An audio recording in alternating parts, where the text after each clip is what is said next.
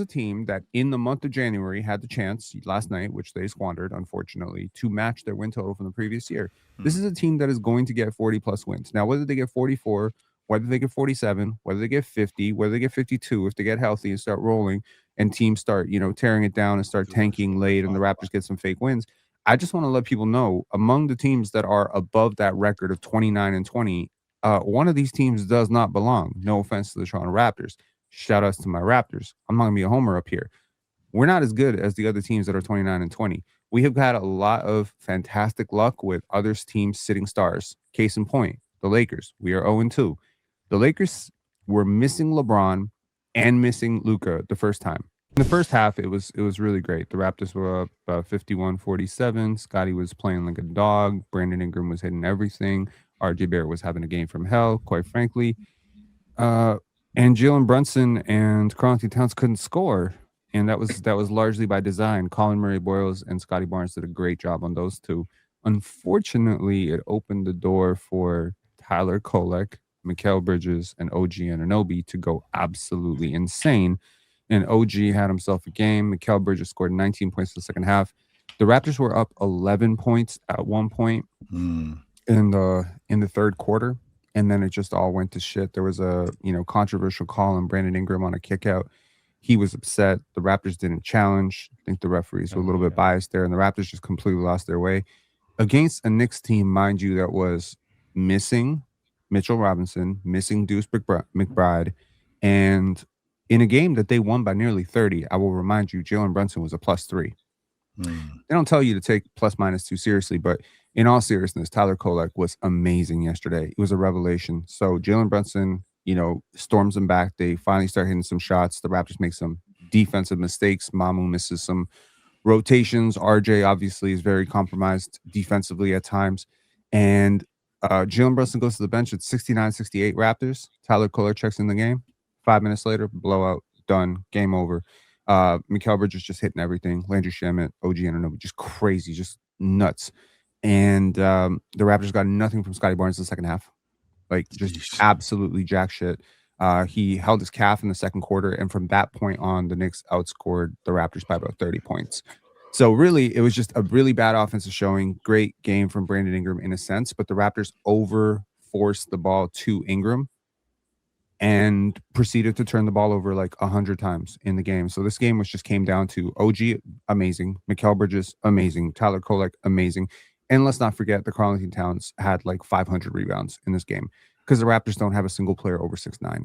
So, yeah, shout outs to the Knicks. They have now beat the Raptors 11 straight times. Didn't they get outscored? If I'm not mistaken, I didn't watch a lot of the game, Penn, because I did peek my head in for a little while. Good for you, Chill. Good for you. I didn't miss. Sounds like that was some absolute bullshit. Sounds like I didn't miss much. But from what I understand, and I did see a little bit of it, I think they got outscored in the second half, like 72-40. Something ridiculous. Chill, in the final 18 minutes of this game, the Raptors mustered up 27 points. No, that's not going to get it done. No, that's not going to get it done. That's not bad. No. Looking like the Raptors are the fourth seed.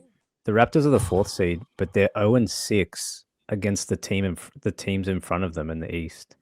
They're also, I believe, 0-9 against the top. Damien, that doesn't really hold a lot of weight because I saw the same thing happen last year with the Knicks. I mean, they were 0-8 against all the top three teams. They ended up in the East Finals. So yeah, but then they lost to Indiana. So I understand. Yeah, but that's because they didn't play those teams in the playoffs. Look, I will say this: the Raptors are now 29-20. They are one win away from matching their win total from last year. So anything, honestly, they're playing with found money at this point.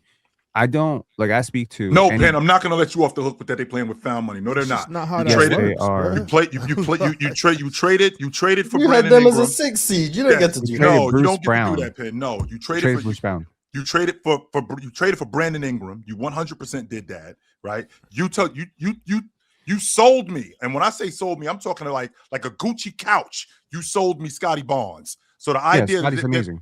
So they're playing with house money. No, they are not. No, this team definitely This had is house expectations. money. They're Big one of time- the 8 youngest teams in the league. Right, They are missing a starting they've had center. big time expectations. They've had big No, time they do not. You do not have big That time doesn't mean expectations when every Vegas win puts over 37 30 and a wins half. is a successful season. That's not. No, what no, I'm no, no. doing. I'm not saying that. What I'm saying is this is a team that in the month of January had the chance last night, which they squandered, unfortunately, to match their win total from the previous year. This is a team that is going to get 40 plus wins. Now, whether they get 44, whether they get 47, whether they get 50, whether they get 52, if they get healthy and start rolling and teams start, tearing it down and start tanking late and the Raptors get some fake wins. I just want to let people know among the teams that are above that record of 29 and 20, one of these teams does not belong. No offense to the Toronto Raptors. Shout outs to my Raptors. I'm not going to be a homer up here. We're not as good as the other teams that are 29 and 20. We have had a lot of fantastic luck with other teams sitting stars. Case in point, the Lakers. We are 0-2. The Lakers were missing LeBron and missing Luka the first time. They beat us with just Austin Reeves, and we got, I think Nick Smith Jr. destroyed us. No, yes, that's not true. That was when Rui Yeah, but LeBron wasn't playing. So because James, LeBron did not play the first game. Yeah, James AR-15 played. He didn't. James was the one who hit Rui in the corner for the buzzer. He didn't play. Yeah, and he had how many points? 7. He ain't play. LeBron won it. Yeah, LeBron hit Rui My for the bad. game winner. Okay, Yeah, so Luka didn't play the first game. AR-15 did not play the second game, and we still lost. So they're missing an all-star caliber player every single time. A lot of teams that we faced, we just beat the Portland Trailblazers. Yeah, they were missing Denny Avdia. We beat the OKC Thunder. They were missing half their roster. Again, we haven't been the healthiest team, but the teams that we've been facing have just miraculously always been missing an all-star or something. And it's like even with the Cleveland had their crew when y'all beat them. You know what's funny? But Cleveland's not a good team. What's hilarious is that Penn, Swiper, and Real Talk, I swear y'all are the same person. Y'all do this shit all the time. No, we do not. Chat, am I lying, chat? I'm telling you. Am I lying? First of all, I am a very happy fan. Let's just clarify that, okay? I am a happy fan. I've never seen you happy for a second. I am a happy person, okay, Ox. The fact that the sky always falling, Ox, with these dudes. No, when they lose, is not falling at all. Is the sky always falling, Ox, with these dudes? Chat, am I lying? Am I lying, chat? With these dudes. You should have done a side-by-side comparison so people could see the resemblance. Listen, it wasn't me. I'm not doing that. Okay. Yeah. Are we the same person? No. Okay, cool. Look, man, no, definitely not. The sky is not falling on the Raptors. I'm perfectly cool where we are. I'm trying to tell you whether we get 44 wins, 42 wins, 48 wins, get out of the first round, get out of the second round. That's what I'm saying, found money. There ain't no expectations. We're cool, okay? This team is fun. They play together. They have some issues. They have some roster redundancies. There's some big questions to be asked about some of the young talent on this team. Cool. We still have all our picks. That's the difference between us, Orlando, and New York. New York made their big swing, Mikal Bridges. Orlando made their big swing, Desmond Bane. We haven't made our big swing yet. We've never made a trade where we trade multiple first-round picks in the Masai Ujiri era ever. Did you realize we got Kawhi Leonard without trading multiple picks? Isn't that crazy to you? So my point is we have never mortgaged the future. If at some point the Raptors say 5 first-round picks and RJ Barrett for Lauri Markkanen, now we can talk about, okay, now the pressure's on. If we swap Jakob Poeltl and multiple picks for Anthony Davis, we can talk about pressure. I don't have pressure when my best player is 24 years old. I just don't. I don't. This is the same reason I don't have pressure for the Spurs right now because they're a young team and I just want them to get some playoff experience. It's the same reason why I didn't have expectations for OKC 3 years ago. I don't care. Even OKC last year in the finals. Do you think if OKC lost somehow in the finals, I'd be like, oh my God, tear it apart? No, man, we're good. We're fine.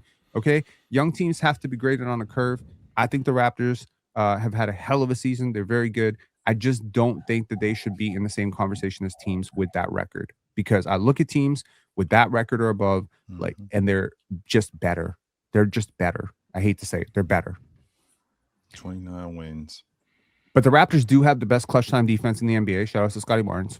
Scotty Barnes is getting some Defensive Player of the Year love. Shout out to Scotty Barnes. Brandon Ingram has been healthy, which is amazing and very, very unforeseen coming into the season. If I told you Brandon Ingram would be top 12, top 15 in the NBA in minutes played, you'd tell me I was crazy. So there's a lot of good things happening. So it's 4 teams in the East that got 29 wins. It's the Knicks, Celtics, you guys in Cleveland. And you think you're the worst of those 4 teams? Yes, Cho. I actually do. Mm. So the crazy thing is, the other day you said that you would pick Toronto over Cleveland. I don't want in a nothing to do playoff with them in the series. playoffs. I want Cool. nothing to do with I them. disagree. I think Donovan Mitchell is the best player in that series, and I do definitely too. think that Donovan Mitchell is going to whoop ass. Mm. Okay, and I also think that the shooting, like again, there's the Raptors are a top 5 defense. That is their calling card. Yep. Their offense is predictable. It's stagnant. Too many non-shooters that need to be on the court because they're the only good defenders. Everyone's talking about how we're missing Jakob Poeltl, not realizing Colin Murray-Boyles has kind of low-key been better than Jakob Poeltl this year. So it's just a little bit like, there's a false hope that, okay, well, if Jakob Poeltl can be the player he was last year, but it's like you're talking about a 30-year-old with back issues. Mm. This usually does not end well. So I don't know, man. And I just don't, and I don't trust Emmanuel Quickly, yo. I'll be honest. He won Eastern Conference Player of the Week. Shout outs to him. He's shooting better. Yep. Love him. Love that for him. And I'm glad that he's getting some praise. He's not a point guard. This team doesn't have a point guard. It's the only. Well, he is. He's just not as good a Jamal point guard Shed. as for you'd like him to. For you would like what you would like him to be. That's one. Point guards organize the offense. Point guards don't pick up their dribble every single time they get trapped. Like, he's not a point guard. He's like, there's like I call them like evil twin, or like whatever you would call it, like the Bizarro World version of this player, like the exact opposite. Yeah. Emmanuel Quickly is the exact opposite of Steve Nash. He is the exact opposite. It's like everything Steve Nash does, Emmanuel Quickly would do the exact opposite. He thinks about scoring first, second, and third. The fact that you're trying to make him a point guard doesn't really make him a point guard. So, it's like, shout out to him. Yeah, I hear your sentiment, but Emmanuel Quickly this year, like, he has a bigger on-off this year than Scotty, and I think that's more to how dependent you are on like his shot making stuff and it's obviously his shooting. But I think him and Scotty, like, they're when they're on the floor, they're actually still a good team. But when Scotty doesn't have Emmanuel Quickly, the offense falls to 106. And I think the that's best two-man combination for the Raptors, Yeah. Swiper, you will find this very telling, is actually, could you guess? Mamu. Among players on the Raptors who played more than 200 minutes, do you want to guess the best two-man combination? Is it Mamu and Scotty? Nope. Who would it be? Let me give you a hint. They're kind of close to your height. Shed and Quickly. Shed and Quickly. Those two are probably, and Oh, ironically, 260 minutes played. Yeah, they have a 124 offensive rating. Yeah. So that combination, why does it work? Because Shed is the only player who can get Quickly to play his natural position of 2.